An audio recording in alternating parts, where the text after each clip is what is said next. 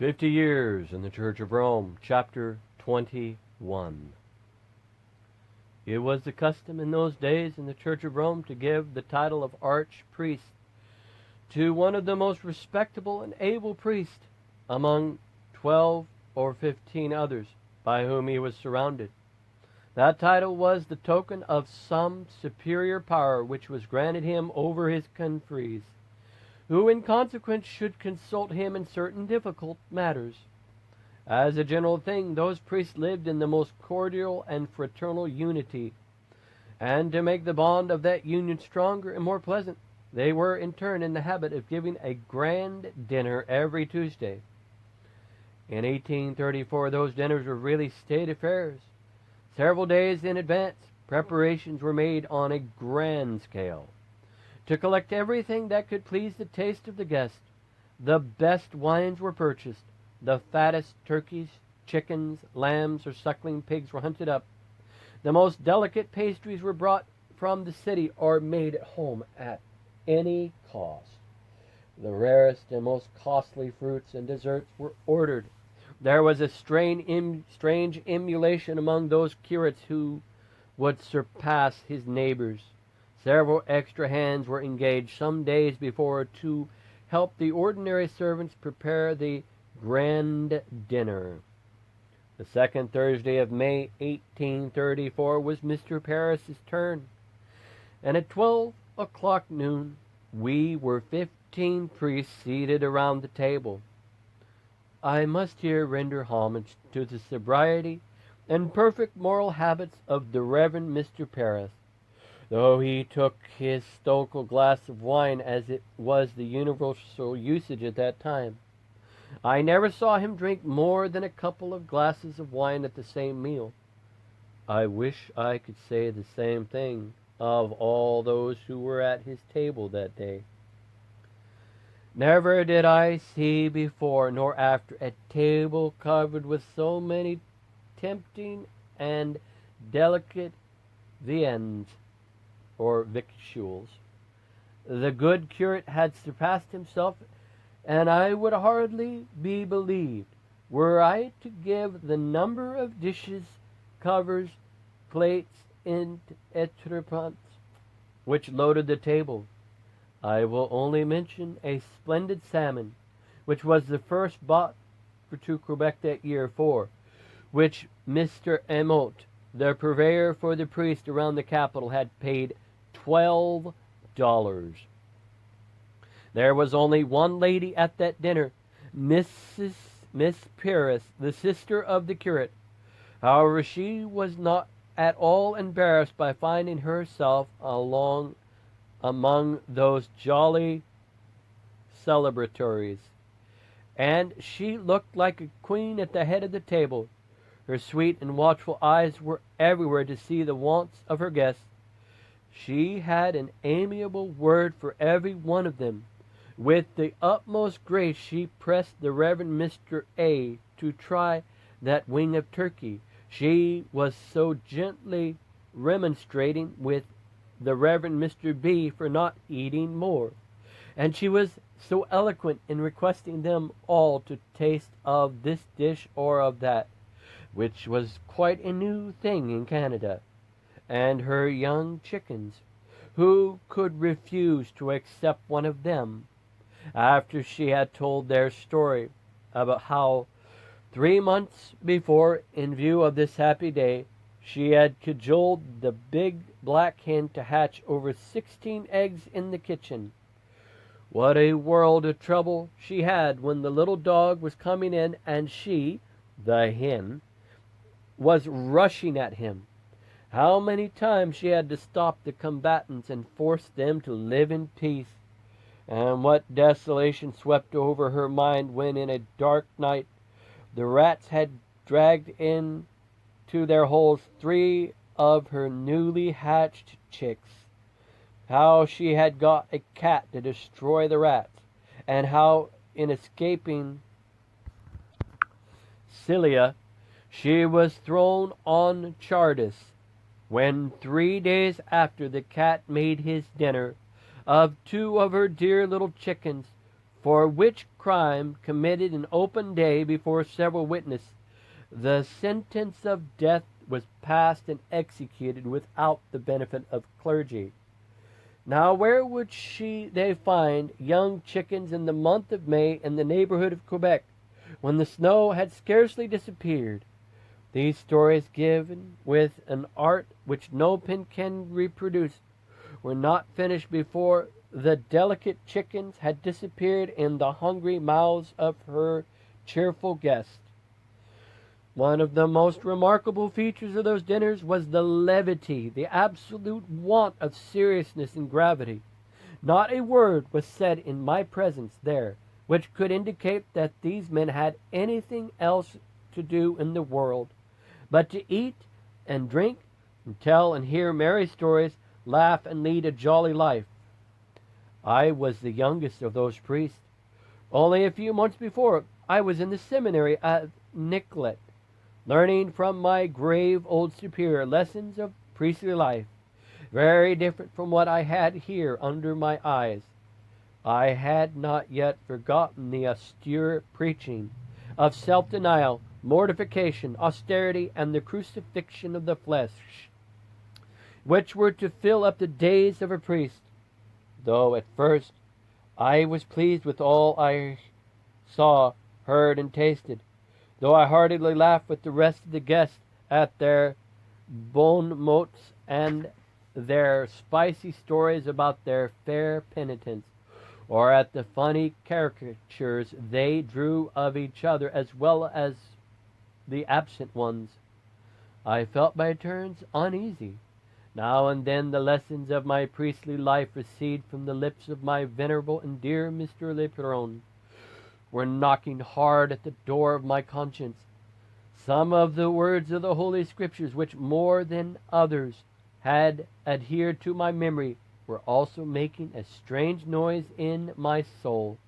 My own common sense was telling me that this was not quite the way Christ taught his disciples to live. I made a great effort to stifle these troublesome voices. Sometimes I succeeded, and then I became more cheerful. But a moment after, I was overpowered by them, and I felt chilled as if I had perceived on the walls of the festive room the finger of my angry God writing, "Mene, Mene, tekel you parson." Then all my cheerfulness vanished, and I felt so miserable that in spite of all my efforts to look happy, the Reverend Mr. Pacout, curate of St. Jarvis, observed it on my face. That priest was probably the one who most enjoyed everything at that feast. Under the snowy mantle of 65 years he had kept the warm heart and the joviality of youth. He was considered one of our most wealthy curates, and he richly deserved the reputation of being the most Epicurean of them. He was a perfect cook, and with his chaplet or his breviarium in hand, he used to pass a great part of the day in his kitchen, giving orders about boiling this beefsteak, or preparing this fricassee, and that gravy à la Française. He was loved by all his confreries, but particularly by the young priests who were objects of his constant attention. He had always been exceedingly kind to me, and when in his neighborhood, I dare say that my most pleasant hours were those passed in his parsonages, looking at me in the very moment when my whole intellectual being was, in spite of myself, under the dark cloud. He said, "My dear little Father Cinque, are you falling into the hands of some blue devils? When we are so happy, you were so cheerful half an hour ago. What is the matter with you now? Are you sick? You look as grave and as anxious as Jonah when in the big whale's mouth. What is the matter with you? Has any of your fair young penance left you to confess to another laity?" At these funny questions the dining room was shaken with the convulsive laughter of the priest. I wish I could join in with the rest of my confreres, but it seemed to me very clear that I was making a fool of myself by this singularity of demeanor. But there was no help for it. For a moment before I had seen that the servant girls had blushed. They had been scandalized by a very improper word from the lips of a young priest about one of his young female penitents, a word which he would surely never have uttered had he not drank too much wine. I answered, I am very much obliged to you for your kind interest. I find myself much honored to be here in your midst. But as the brightest days are not without clouds, so it is with us all sometimes. I am young and without experience. I have not yet learned to look at certain things in their proper light. When older, I hope I shall be wiser and not make an ass of myself as I do today. Ta, ta, ta, said old Mr. Papcute. This is not the hour of the dark clouds and blue devils. Be cheerful as it behooves your age. There will be hours enough in the rest of your life for sadness and somber thoughts. This is the hour for laughing and being merry. Sad thoughts for tomorrow, and appealing to all, he asked. Is not this correct, gentlemen? Yes, yes, unanimously rejoined all the guests. Now, said the old priest, you see that the verdict of the jury is unanimously in my favor and against you. Give up those airs of sadness which do not answer in the presence of those bottles of champagne. Your gravity is anachronism when we have such a good wines before us.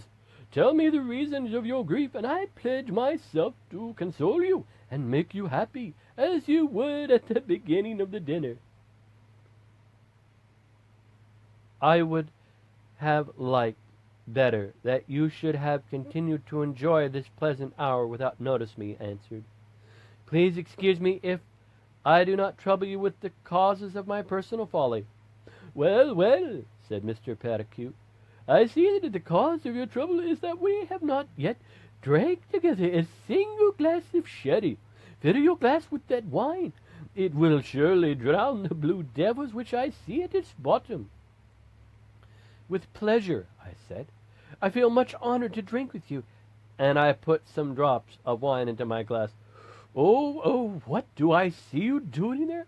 Only a few drops in your glass? This will not even wet the cloven foot of the blue devil which is tormenting you. It requires a full glass, an overflowing glass to drown them and finish them. Fill your glass with that precious wine, the best I've ever tasted in my whole life.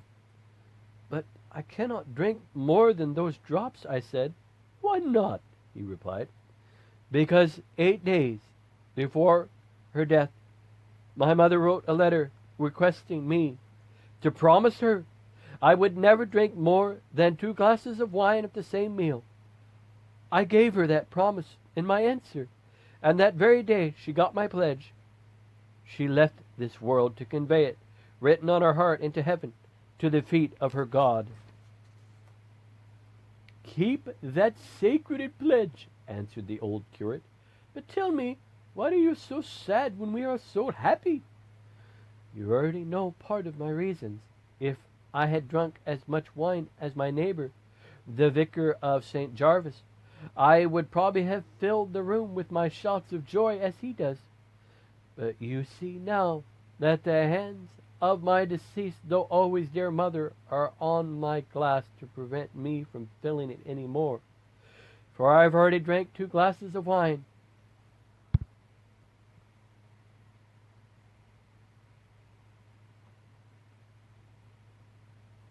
But your sadness in such a circumstance is so strange that we would all like to know its cause. Yes, said all the priests. You know that we like you. We deeply feel for you.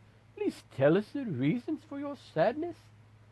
I then answered, it would be better for me to keep my own secret, for I know I will make a fool of myself here, but as you are unanimous in requesting me to give you the reasons of the mental agony through which I am just passing, you will have them. You well know that through very singular circumstances I have been prevented till this day from attending any of your grand dinners. Twice I had to go to Quebec on these occasions. Sometimes I was not well enough to be presented. Several times I called to visit some dying person, and other times the weather or the roads were too bad to travel. This, then, is the first grand dinner attended by you all, which I have the honor of attending. But before going any further, I must tell you that during the 8 months it's been my privilege to sit at Reverend Mr. Parris's table, I have never seen anything which could make me suspect that my eyes would see and my ears would hear such things in this parsonage as have just taken place. Sobriety, moderation, truly evangelical temperance in drink and food were the invariable rule. Never a word was said which could make our poor servant girls or the angels of God blush. Would to God that I had not been here today, for I tell you honestly that I am scandalized by the Epicurean table which is before us, by the enormous quantity of delicate victuals, and the incredible number of bottles of wine, most costly wines, emptied at this dinner. However, I hope I am mistaken in my appreciation of what I have seen and heard. I hope you are all right, and I am wrong. I am the youngest of all of you. It's not my business to teach you, but it is my duty to be taught by you. Now I have given you my mind because you so pressingly requested me to do so, as honestly as human language will allow me to do. I have a right, I hope, to request you to tell me honestly if I am, and in what I am wrong or right. Oh, my dear Jinque, replied the old curate, you hold the stick by the wrong end. Are we not children of God? Yes, sir, I answered, we are children of God. Now does not a loving father give what he considers the best part of his good to his beloved children? Yes, sir, I replied. Is not that loving father pleased when he sees his beloved children eat and drink the good things he has prepared for them? Yes, sir, was my answer. Then rejoined the logical priest, the more we, then, the beloved children of God, eat of these delicate victuals and drink of those precious wines which our Heavenly Father puts into our hands, the more he is pleased with us. The more we, the beloved one of God, are merry and cheerful, the more he himself has rejoiced in his heavenly kingdom. But if God our Father is so pleased with us that we have eaten and drunken today, why are you so sad? This masterpiece of argumentation was received by all, except Mr. Parris, with convulsive cries of approbation, and repeated, Bravo! Bravo! I was too mean and too cowardly to say what I felt. I tried to conceal my increased sadness under the forced smile of my lips, and I followed the whole party, who left the table and went into the parlor to drink a cup of coffee. It was then 1:30 p.m. At 2 o'clock the whole party went to the church, where, after kneeling for a quarter of an hour before their wafer god, they fell on their knees to the feet of each other to confess their sins and get their pardon in absolution of their confessors. At 3 p.m. they were all gone, and I remained alone with my venerable old curate, Mr. Parris. After a few moments of silence, I said to him, My dear Mr. Parris, I have no words to express to you my regret for what I have said at your table. I beg your pardon for every word of that unfortunate and uncommon conversation into which I was dragged in spite of myself. You know it.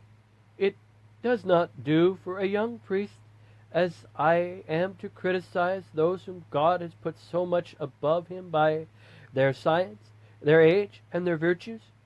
But I was forced to give my mind, and I have given it. When I requested Mr. Pecuet to tell me in what I might be wrong, I had not the least idea that he would hear from the lips of one of our veterans in the priesthood the blasphemous jokes he has uttered. Epicurean himself would have blushed, had he been among us, in hearing the name of God connected with such deplorable and awful impieties. Mr. Paradis answered me, "Far from being displeased with what I have heard from you at this dinner, I must tell you that you have gained much in my esteem by it. I myself am ashamed of that dinner. We priests are the victims, like the rest of the world, of the fashions, vanities, pride, and the lust of the world, against we are sent to preach. The expenditures we make at those dinners is surely a crime in the face of the misery of the people by whom we are surrounded. This is the last dinner I give with such foolish extravagance. The next time my neighbors will meet here, I will not expose them to stagger, as the greater part of them did when they rose from the table. The brave words you have uttered have done me good. They will do them good also, for though they had all eaten and drank too much, they were not so intoxicated as not to remember what you have said." Then pressing my hand in his, he said, "I thank you, my good little Father Cinque, for the short but excellent sermon you have given us. It will not be lost. You have drawn my tears when you have shown us your saintly mother going to the feet of God in heaven, with your sacred promise written in her heart. Oh, you must have had a good mother. I knew her when she was young. She was then already a very remarkable girl, for her wisdom and the dignity of her manners." Then he left me alone in the parlor, and I went to visit a sick man in one of the neighboring houses. When alone, I fell on my knees to pray and to weep. My soul was filled with emotions which it is impossible to express. The remembrance of my beloved mother, whose blessed name has fallen from my lips, when her sacred memory filled my mind with the light and strength I needed in the hour of trial, the gluttony and the drunkenness of those priests whom I had accustomed to respect and esteem so much, their scandalous conversation, their lewd expressions, and more than all, their confessions to each other after 2 hours of profanity and drinking, were more than I could endure. I could not contain myself. I wept over myself, for I felt also the burden of my sins, and I did not find myself much better than the rest, though I had not eaten or drank quite so much as several of them. I wept over my friends, whom I had seen so weak, for they were my friends. I loved them, and I knew they loved me.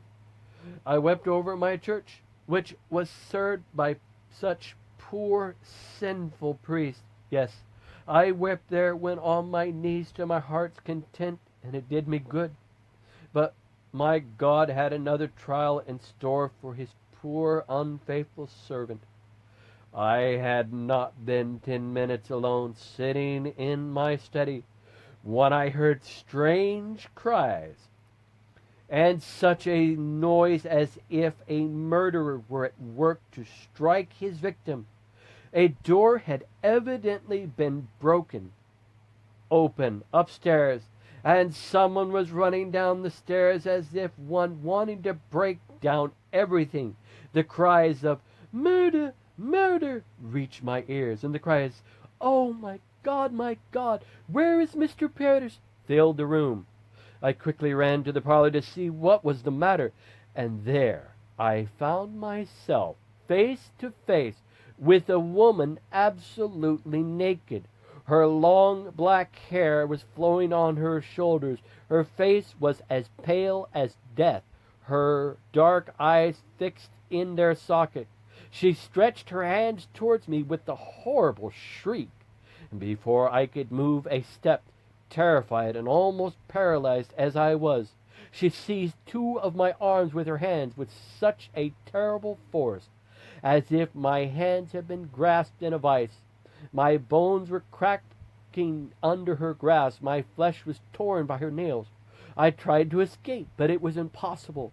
I soon found myself as if nailed to the wall, unable to move any further. I cried then to the utmost compass of my voice for help, but the living spectre cried still louder, "You have nothing to fear. Be quiet. I am sent by God Almighty Himself and the Blessed Virgin Mary to give you a message. The priest whom I have known, without a single exception, are a band of vipers. They destroy their female penitents through auricular confession. They have destroyed me and killed my female child. Do not follow their example." Then she began to sing with a beautiful voice, to a most touching tune, a kind of poem she had composed herself, which I secretly got afterwards from one of her serving maids, the translation of which follows: "Satan's priests have defiled my heart, damned my soul, murdered my child. O my child, my darling child, from thy place in heaven dost thou see thy guilty mother's tears? Canst thou come and press me in thine arms?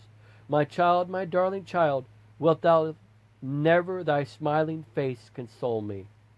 When she was singing these words, big tears were rolling down her pale cheeks, and the tone of her voice was so sad that she could have melted a heart of stone.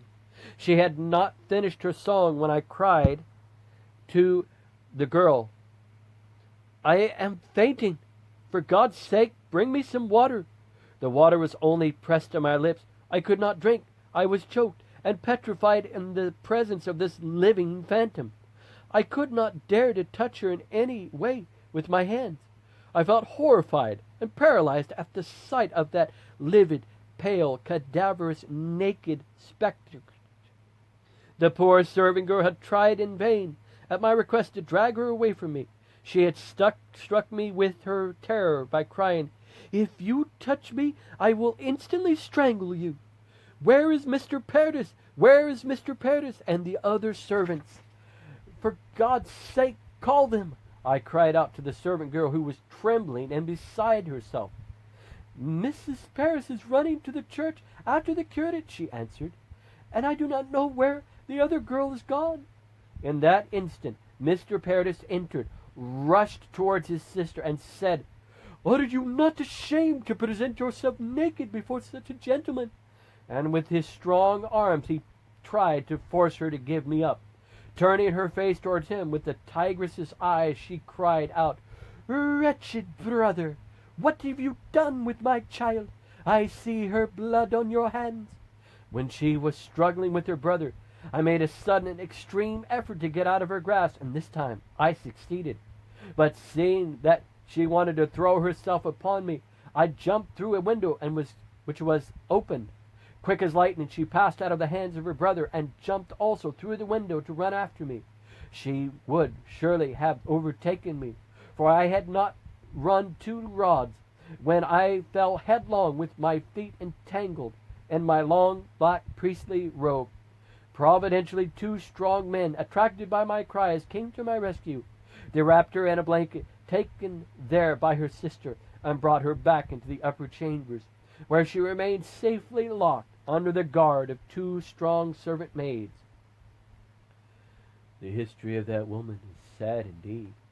When in her priest brother's house, when young and of great beauty, she was seduced by her father confessor, and became a mother of a female child which she loved with a real mother's heart.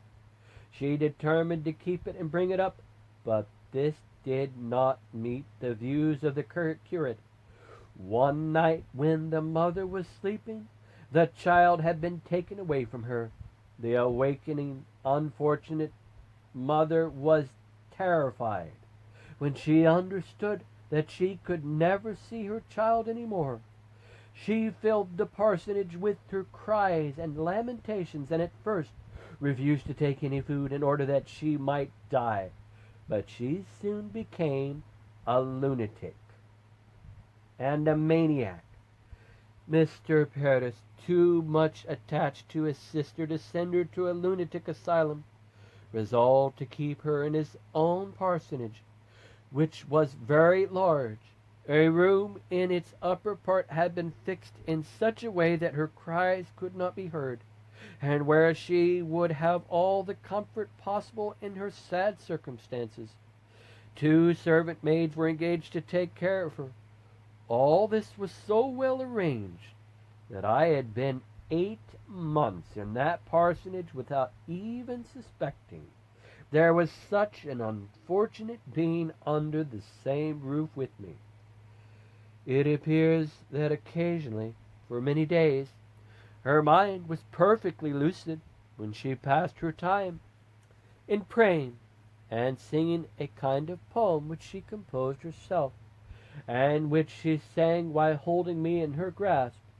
In her best moments she had fostered an invincible hatred of the priest whom she had known. Hearing her attendants often speak of me, she had several times expressed a desire to see me, which of course had been denied her. Before she had broken her door and escaped from the hands of her keeper, she had passed several days in saying that she had received from God a message for me, which she would deliver even if she had to pass on the dead bodies of all in the house. O unfortunate victim of auricular confession! How many others could sing the sad words of that song? Satan's priests have defiled my heart, damned my soul, murdered my child. The end of chapter 21. 50 years in the Church of Rome.